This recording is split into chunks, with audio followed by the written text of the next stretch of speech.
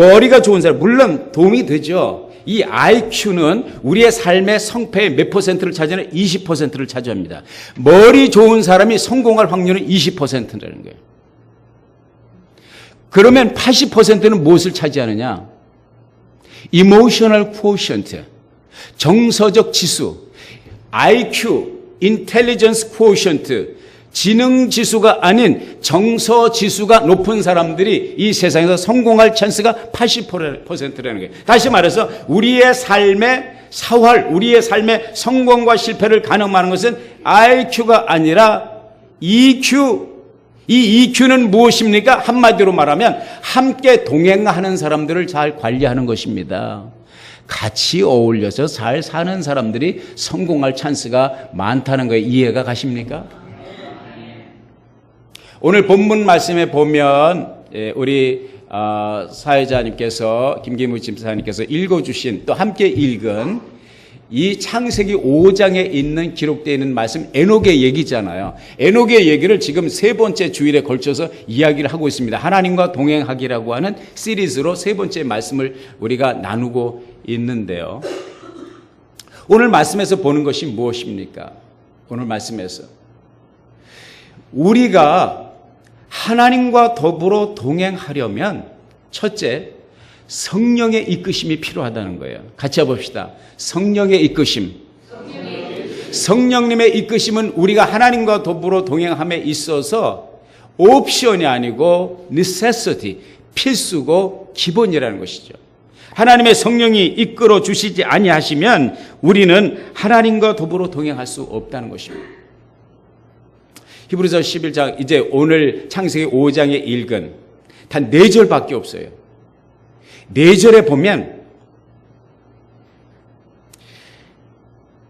하나님께서 에녹을 데려가시는데 어떻게 데려가시냐? 죽음을 통과하지 않고 데려가셨다고 그래요.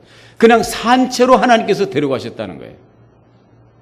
저는 정말 이 시대를 살아가면서 바라고 소원하는 것은 그냥 마지막 때도 가까웠다고 그러는데 우리 아름다운 교회 성도들과 우리 가족과 제가 죽지 않고 주님 오셔서 다 들림을 받았으면 좋겠어요. 얼마나 좋습니까? 그러니까 제가 장례 예배 안 드리고 얼마나 좋습니까? 아주 간단하게 산채로 들림을 받으면 에녹처럼. 오늘 이 본문 말씀에서 하나님께서 에녹을 그냥 데려가셨다. 에녹이 하나님과 더불어 동행했는데 하나님께서 그를 데려가셔서 그가 더 이상 세상에 존재하지 않았다. 이 말씀을 주신 이유가 무엇일까? 이 말씀을 주신 이유는 이 드라마틱한 이 장면을 성경 속에 창세기에 그것도 담은 4절이지만 담아주신 이유는 뭐냐? 하나님께서 저와 여러분들과 함께 동행하시기를 얼마나 사모하고 얼마나 간절히 갈망하시는가를 말씀을 해주고 있습니다. 하나님이 에녹과 더불어 동행하신 것처럼, 에녹이 하나님과 더불어 동행한 것처럼 여러분이 하나님과 더불어 동행하시기를 하나님은 원하고 계시다는 거예요. 그래서 이 드라마틱한 장면을 여기서 말씀하고 있는데 우리가 질문을 던지는 것은 어떻게 하나님과 더불어 동행하냐 이거예요. 어떻게? 아니 4절밖에 나와 있질 않고 그가 하나님과 하나님과 더불어 동행했다. 그리고 하나님이 그를 데려가셨다. 세상에 존재하지 않았다. 그것까지는 좋은데 어떻게 에녹이 살았냐 이것이죠. 물론 히브리서 11장 5절에 보면은 믿음으로 동행했다는 그런 그 뉘앙스를 보게 되고요. 그리고 저는 에녹은 하나님을 기쁘시게 하는 자라 하는 증거를 받은 사람이라고 그랬어요. 믿음으로 살았고 하나님을 기쁘시게 했다. 그러면 어떻게 사는 것이 믿음으로 사는 것이냐? 어떻게 사는 것이 하나님을 기쁘시게 드리는 것이냐? 이 질문을 4절밖에 안 되는 행간에 숨겨져 있는 그 괄호 속에 있는 빈칸을 어떻게 채우느냐? 채울 수 있다는 거예요. 왜? 성경 속에서 우리는 창세기부터 요한계시록까지 보면 이 빈칸에 공란에 또 행간에 있는 에녹의 삶의 비결을 우리는 충분히 힌트를 얻을 수 있다는 거예요. 그 첫째가 바로 무엇이냐? 성령이 이끌지 아니하시면 하나님과 더불어 동행은 불가능하다는 거예요. 사랑하는 여러분, 요한복음 14장 26절에 보면 예수님께서 제자들과 헤어지기 전에 그런 말씀을 하셨습니다. 보혜사 곧 아버지께서 내 이름으로 보내실 성령, 그가 너희에게 모든 것을 가르치시겠고 내가 너에게 말한 모든 것을 생각나게 하시리라. 아멘. 주님은 3년 반 동안 제자들과 같이 보냈잖아요. 같이 밥 먹고 같이 사역하고 뭐 병자도 일으키시고 가난한 자를 찾아가서 복음을 전하시고 이 기적도 행하시고 오병이의 역사도 일어나시고 그리고 말씀을 늘 3년 반 동안 가르치셨잖아요. 티칭 포인트가 3년 반 동안 무진장 많았는데요. 한 가지 이걸 아셔야 됩니다. 3년 반 동안 예수님께서 제자들에게 가르쳐 주셨지만은 제자들이 예수님의 말씀을 다 이해했느냐? No. 제자들이 예수님의 3년 반 동안의 가르침을 다 영적으로 받아들였느냐? No. 전혀 저들의 삶의 역동적인 에너지가 다이내믹이 전달이 안 됐다는 거죠. 그것을 어떻게 알 수 있느냐? 예수님이 돌아가시기 전에 최후의 만찬을 할 때, 최후의 만찬을 할 때 예수님이 조금 있으면 체포당하고 십자가를 지시는데 12 제자들이 하고 있었던 일은 무엇이냐? 성경이 복음서에서 우리들에게 가르쳐 주시는 것은 서로 누가 높으냐? 예수님이 정권을 잡으면 누가 우의정 좌의정을 것이냐? 이것을 서로 보이지 않는 알력을 가지고 갈등을 가지고 있었다는 것이에요. 예수님이 왜 대야에다 물을 떠다가 수고를 동이고 예수님의 제자들의 발을 씻어 주셔야 되느냐? 바로 그것 때문이에요. 서로 자기가 잘났다고 그러고 서로 자기가 높은 자리를 차지해야 된다고 하는 이 컴피티션, 이 경쟁 의식을 가지고 서로를 주님 옆에 있으면서 최후의 만찬을 하면서도 으르렁거리면서 경쟁 의식을 가지고 싸우고 있었다는 거예요. 그래서 예수님이 답답해서 높은 자리에 올라가고 싶으냐? 나처럼 하라는 거예요. 발을 씻어주라는 거예요. 섬기라는 거예요. 그것을 언제 하셔요? 죽기 전에 하셔요. 예수님이 죽기 전까지 제자들은 예수님의 뜻을 간파하지 못했다고 하는 것입니다. 그러니까 예수님이 체포될 때 어떻게 해서 다 도망갔잖아요. 어떤 제자는 가룟 유다는 이미 예수님을 부인했고 배반을 했고 남은 11제자 가운데 어떤 제자는 기도하다가 예수님이 체포되는 것을 보더니 뻘개 벗고 도망간 친구도 있어요. 왜? 혼비백산이 됐어요. 잡히면 큰일 나니까. 주님이 죽는 데까지 가겠나이다 한 베드로도 역시 마찬가지예요. 베드로도. 이게 무슨 말이냐?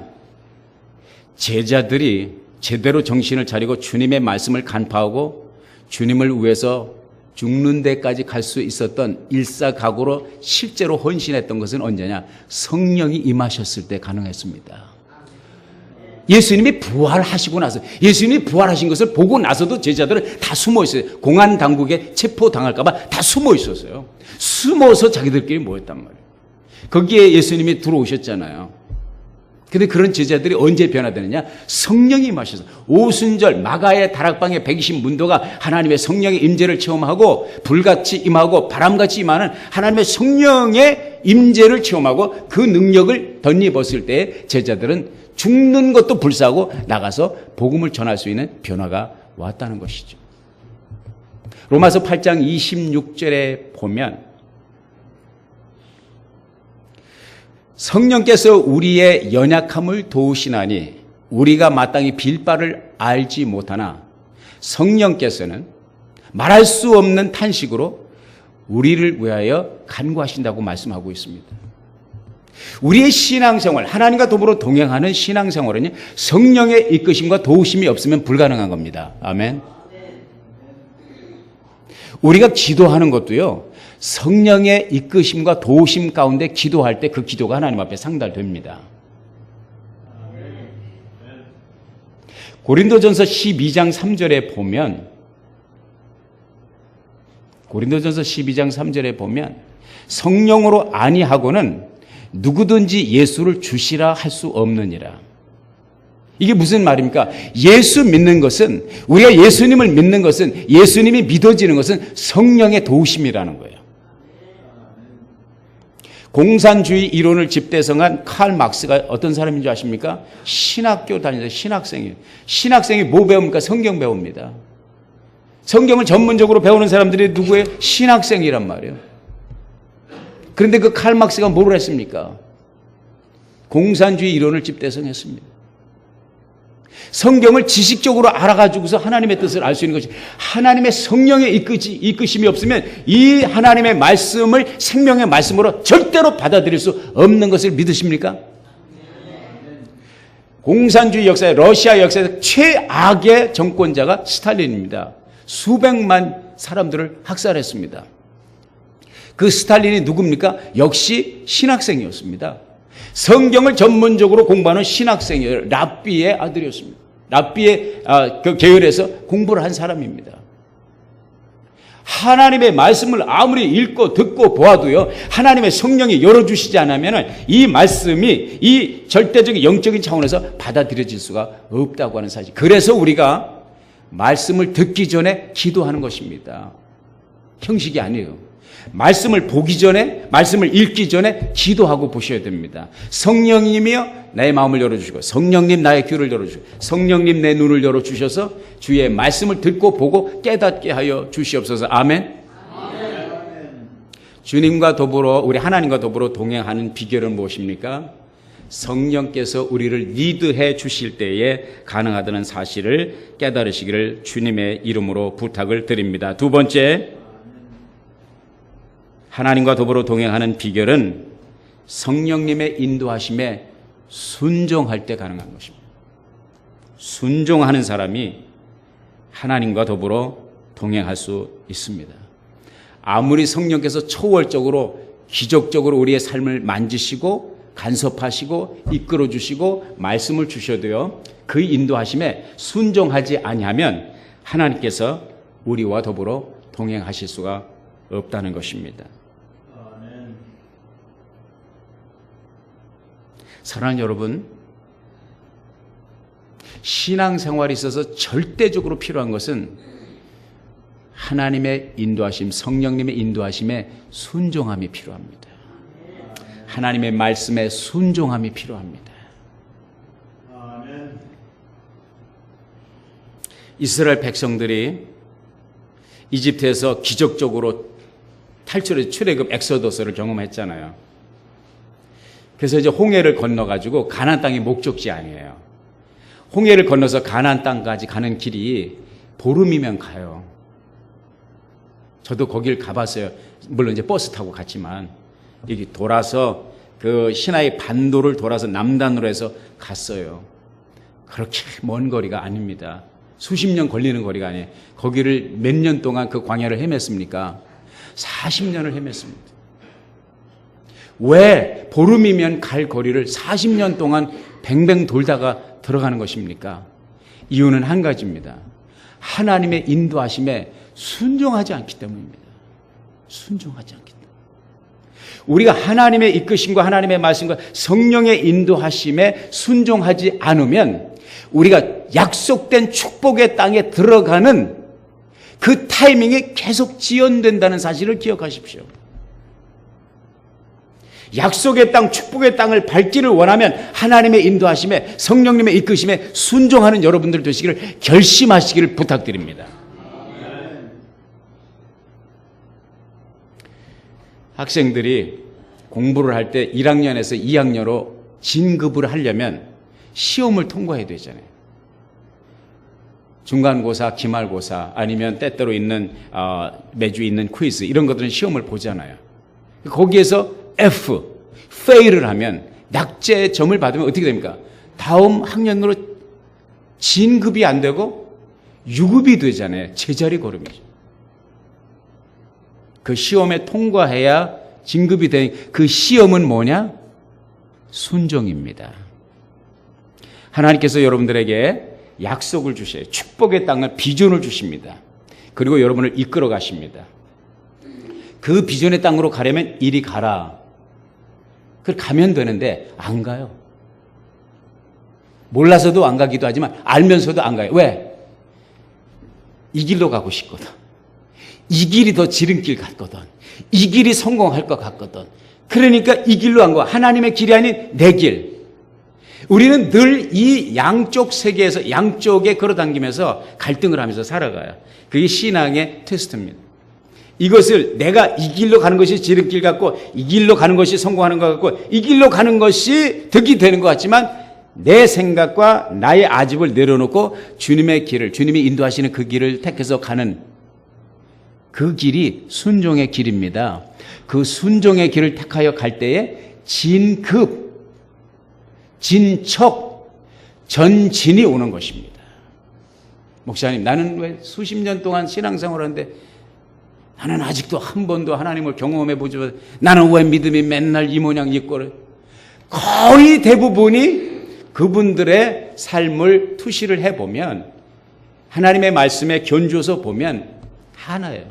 순종하지 않습니다. 주일날 와서 말씀을 듣고요, 일주일 동안 내 맘대로 삽니다. 하나님의 말씀을 보고요, 성경을 덮는 이 순간 그 다음에 내 책이 펼쳐지는 것입니다. 그런 사람들에겐 절대로 하나님의 비전과 하나님의 꿈이 이루어질 것을 기대할 수 없고요, 삶의 전진이 있을 수가 없고요, 신앙의 업그레이드를 저는 기대하지 않습니다. 순종하지 않는 성도들, 순종하지 않는 사람들에게는 미래가 없다는 것을 저는 지금까지 목회를 통해서 발견하게 됩니다. 조금 부족해도요, 조금 모자라도 하나님께서 주신 말씀을 그대로 믿고 그대로 실천하려고. 서로 사랑하라고 그랬으면 사랑하려고 애쓰는 거예요. 용서하라 했으면 내가 바보 같아도 용서하려고 몸부림치는 거예요. 이게 잘 안 되지만 용서하려고 애쓰는 거예요. 주는 것이 받는 것보다 낫다. 말씀을 100번을 듣는 것이 아니라 한 번 들어도 주는 것이 받는 것보다 낫다 그러니까 나도 한번 줘보자. 실천을 하는 거예요. 나누어 보는 거예요. 한쪽 뺨을 치는 자에게 다른 뺨을 돌려대라. 이게 뭐 인간적으로 가능하겠냐. 그냥 덮어놓고 안 해요. 한 번 맞으면 두 번, 세 번 상대방 뺨을 칠 생각을 하지, 한 뺨을 맞았는데 다른 뺨을 돌려댈 생각조차 안 한다면, 그런데 어떻게 그러한 사람의 삶 속에 하나님의 역동적인 능력과 말씀의 파워가 경험되느냐. 이게 바보스러워도 한번 대보는 거예요. 바보스러워도 한번 용서해 보는 거예요. 바보스러워도 찾아가서 사랑을 한번 표현해 보는 거예요. 이런 사람들에게 하나님의 역사가, 하나님의 성령의 능력이, 하나님의 기적이, 삶의 전진이, 약속의 땅을 향한 프로그레스, 다시 말해서 전진이, 진급이 있을 수 있다는 거예요. 아멘. 마지막 세 번째로 하나님과 더불어 동행함에 있어서 반드시 필요한 것은 회개하는 삶이 필요합니다. 회개가 필요합니다. 이 시대에 하나님의 성전에서, 특히 강단에서 회개라고 하는 단어는 절대로 인기가 없는 메뉴라는 것을 잘 압니다. 회개라는 단어를 좋아하는 주의 종들도 없고 성도들도 극히 찾아보기 힘들다는 것을 압니다. 그럼에도 불구하고 저에게 하나님께서 가르쳐 주신 회개라고 하는 회개라고 하는 단어는 나의 희망이고 나의 소망이고 나의 비전입니다. 여러분에게 있어서도 회개는 끊임없이 제2의 기회를 주시는 하나님의 은혜의 방편이고 수단이고 통로입니다. 요즘 새벽에 역대하의 말씀을 봅니다. 역대하의 말씀은 솔로몬부터 시작을 해서 특별히 이제 유다 왕국, 남왕국 유다 왕국의 역사를 말씀을 해주고 있습니다. 여러 열 왕들이 등장하는데, 그리고 의정자들과 그리고 이제 백성들의 유다 역사가 등장하는데요. 크게 둘로 나눌 수가 있습니다. 첫째는 하나님의 뜻대로 통치하는 왕이 있고, 하나님의 뜻대로 하나님을 섬기는 백성들이 있고, 또 다른 하나는 하나님의 뜻을 반하여 세속적으로 또 우상 숭배에 빠지는 그런 왕들과 그런 백성들이 있는 것을 말씀을 해주고 있습니다. 또 하나는 어떠한 통치자도, 어떠한 의정자도 완벽한 의정자가 없다는 거예요. 가장 위대한 다윗 왕도, 가장 위대했던 솔로몬 왕도, 가장 지혜로웠던 솔로몬 왕도 완벽하지 못해요. 그런데 그들에게 소망이 있는 것은 완벽하지 못한데, 허물이 있고 부족한데, 그들에게 희망과 소망이 있는 것은 회개할 때에 희망이 있다는 거예요. 회개할 때에 비전이 있다는 거예요. 아주 완전히 망하는 길로 가는 그 왕국의 그 통치 체계는 어떤 체계냐? 끝까지 회개하지 않는 그 의정자, 끝까지 회개하지 않는 지도자, 끝까지 회개하지 않는 백성은 결국은 망할 수밖에 없다는 거예요. 그리고 이제 하나님께서 하나님의 자녀들을, 하나님의 종들을 어떻게 리드해 나가시는가 이 말씀 속에서 발견하게 되는데, 이제 아까 말씀드린 대로 어떠한 위정자도 완벽하지 않다고 그랬잖아요. 잘못된 길로 갈 때 하나님께서 사랑으로 그들에게 속삭이십니다. 그리고 말씀하십니다. 주로 선지자들을 통해서, 주의 종들을 통해서 이 길은 바른 길이 아니다 말씀하세요. 이 길로 가면 안 되는데, 이 길로 가면 안 되는데 말씀하세요. 한 번에 안 들으면 두 번, 두 번에 안 들으면 세 번. 그런데 두 번, 세 번 말씀하셔도 귀뚱으로 듣게 되면 그 다음에 하나님께서 빼어드는 카드가 뭔지 아십니까? 환경을 통해서 말씀하십니다.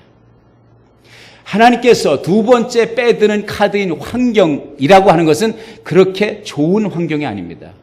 그렇게 바람직한 환경이 아닙니다. 그렇게 기다려지는 환경이 아닙니다. 이것은 고통을 수반합니다.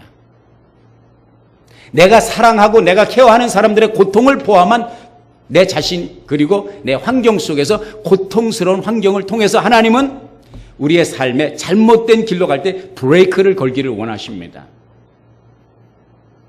내가 무슨 말씀을 드리는지 아시는, 경험을 통해서 아시는 분은 아실 거예요.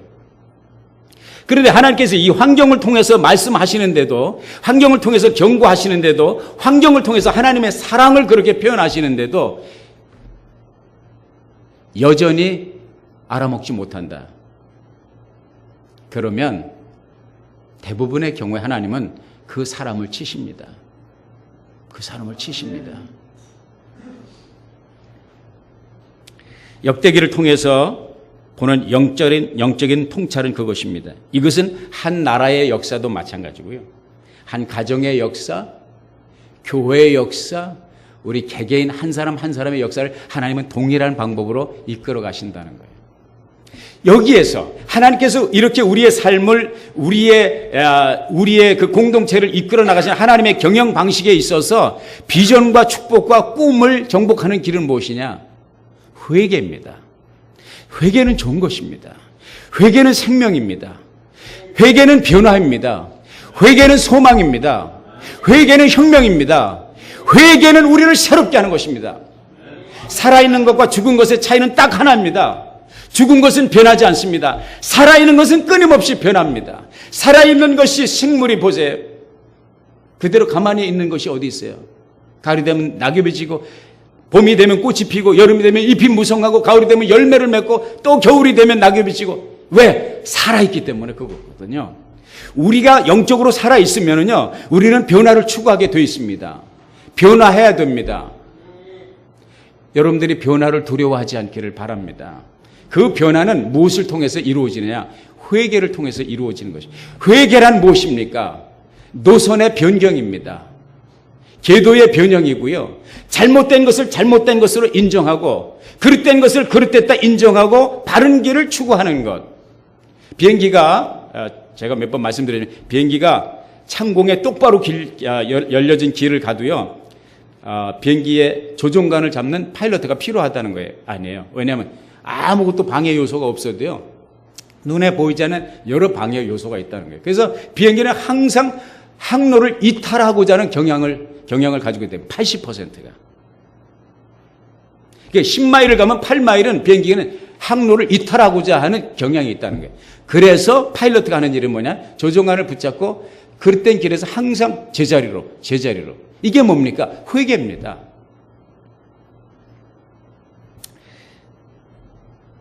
역대기서에서 보는 아주 극적인 두 사람을 발견하게 되는데요. 한 사람은 사울이라고 하는 사람이에요. 사울. 하나님께서 그 사울이 잘못된 길을 갈 때 말씀을 주셨습니다. 하나님께서 잘못된 길을 갔을 때 환경을 통해서 변화를 주셨습니다. 사울은 끝까지 회개하지 않습니다. 하나님이 회개할 기회를 무수히 주셨습니다만은 끝까지 자기 고집대로 가요. 끝까지 마귀에 사로잡혀서 갑니다. 결국은 하나님의 주신 모든 변화의 기회와 회개의 기회를 상실한 사울과 그의 아들들이 전쟁터에 나가서 한날 한시에 죽습니다.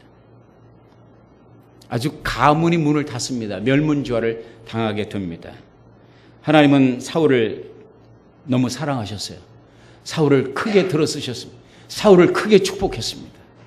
그러나 그가 그릇된 길로 갔을 때, 그도 사람이니까 그릇된 길로 갔을 때 하나님께서 말씀하실 때 돌아서지 않았습니다. 환경을 통해서 큰 소리로 확성기로 말씀하시자 듣지 않습니다. 결국은 멸문지화를 당하게 됩니다. 또 한 사람을 보게 됩니다. 또 한 사람은 누구냐면 다윗이라는 사람이에요. 같이 해봅시다. 다윗. 영어로 해봅시다. 데이빗. 다윗은 완벽한 사람이 아니었어요. 다윗은 한 여자에게 유혹이 되어서 사단의 속임수에 빠져서 간음죄를 저질렀습니다. 밧세바, 우리아의 아내 밧세바를 범하고 거기서 멈춘 것이 아닙니다. 그것을 은폐하기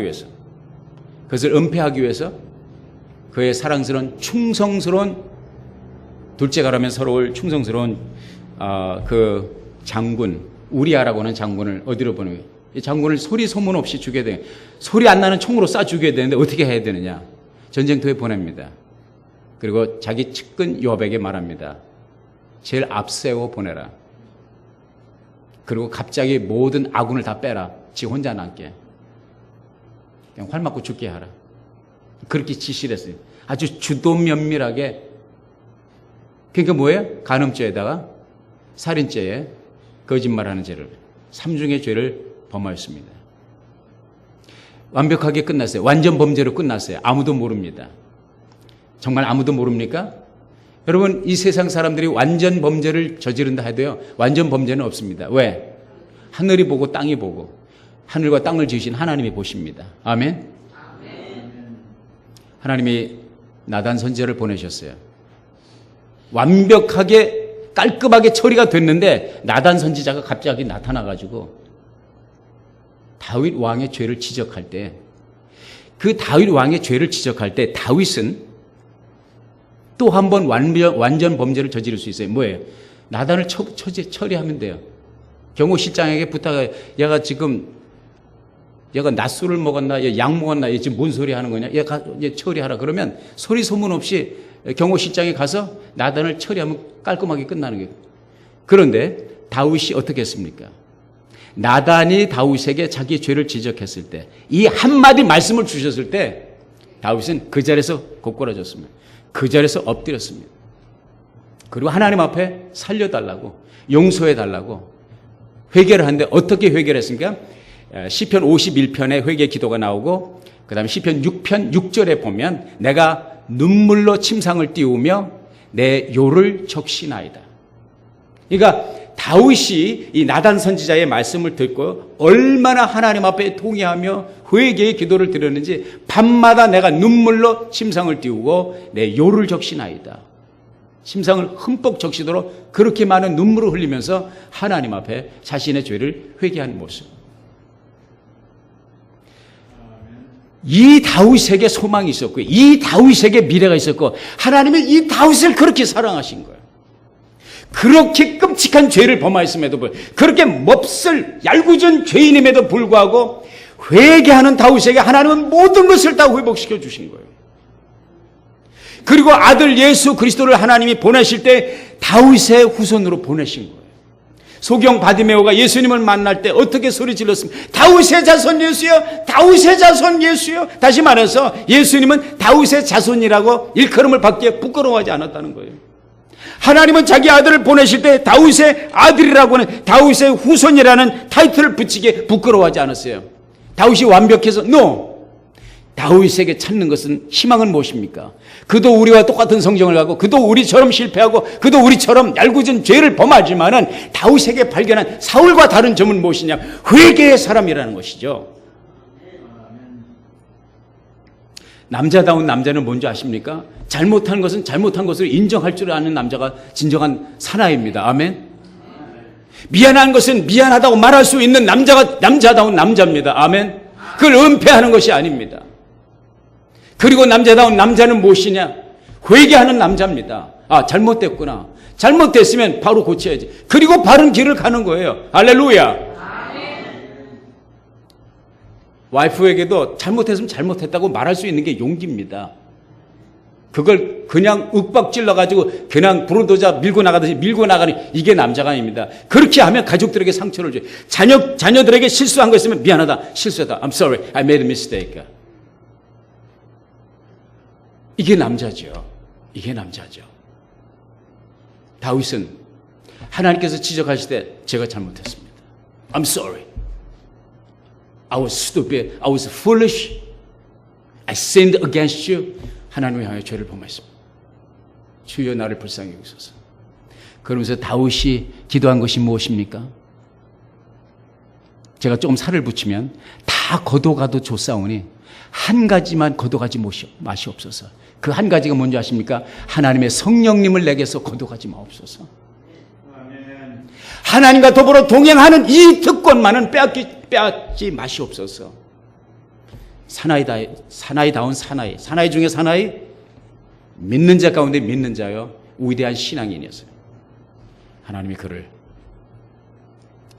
들으시고 회복하시고 축복하시고 다윗 왕조의 굳건한 영원한 반석을 세우시게 된 것입니다. 사랑하는 남전도 회원 여러분, 우리 아름다운 교회를 섬기며 출입하는 성도 여러분, 하나님과 더불어 동행하는 축복을 빼앗기지 마시길 바랍니다. 성령님이 이끌지 아니하시면 내 신앙은 파선이라는 것을 인정하시길 바랍니다. 성령님의 인도하심에 순종하지 않으면 내 삶에 진급은 없다. 이 사실을 기억하십시오. 내가 바른 길이 아닌 것을 깨달았을 때 인정하고, 요한일서 1장 8절에 말씀하고 있는 대로 우리가 죄 없다면 스스로 속이고 또 진리가 그 속에 있지 아니할 것이다 그랬어요. 참된 그리스도인은 하나님 앞에서 늘 회개하는 자세를 갖는 사람이라는 거죠. 부지런히 회개하고 부지런히 개혁하고 부지런히 변화되고 부지런히 성장하여 하나님의 축복의 고지를, 그 땅을 밟는 여러분 모두가 될 수 있기를 예수의 이름으로 축원합니다. 기도하겠습니다. 존귀하신 아버지 하나님, 주님께서 주신 말씀을 마음에 아로새기고 묵상하고 순종해 나가는 저희들 되도록 이끌어 주시옵소서. 이 모든 말씀 우리 주 예수 그리스도의 이름 받들어 간절히 기도하옵나이다. 아멘. 목사님의 좋은 말씀 너무 감사드립니다. 다시 한번 저희 남자들을 위해서 기도해 주시기 바라고요. 저희들은 다 가정의 가장입니다. 저희들이 우리 아내를 사랑하고 우리 자녀들에게 믿음의 유산을 남겨줄 수 있도록 저희들을 위해서 항상 중보기도 부탁드립니다. 이 시간 우리 성령 시간이고요. 다 자리에 일어나셔서 우리 김창희 집사님의 간주에 맞춰서 하나의 목소리 성령 부탁드립니다.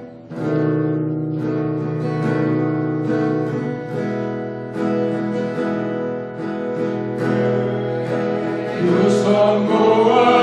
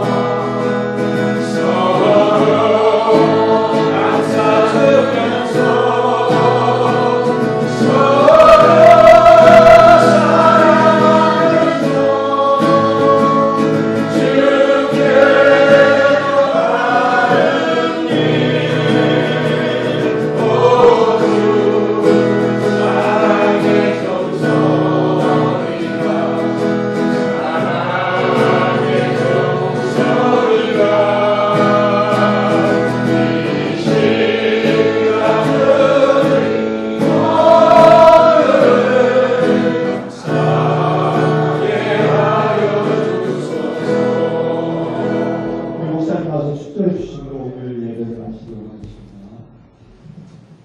지금은 우리 구주 예수 그리스도의 크신 은혜와 목매도 바라는 소원이 우리와 함께 동행하기를 소원하시는 하나님의 극진하신 사랑하심과 목매한 이 버려진 인생들에게 다가오셔서 진리가 무엇인지, 생명길이 무엇인지, 복음을 알고 깨닫고 믿게 하시는, 그리고 동행케 하시는 성령님의 내주하심과 감동과 감화심, 오늘 귀한 남전도의 헌신 예배를 드리고 말씀을 안고 돌아가는, 주의 주신 비전과 꿈을 새기고 돌아가는 사랑하는 주의 종들과 자녀들과 우리가 살고 있는 이 미국 땅과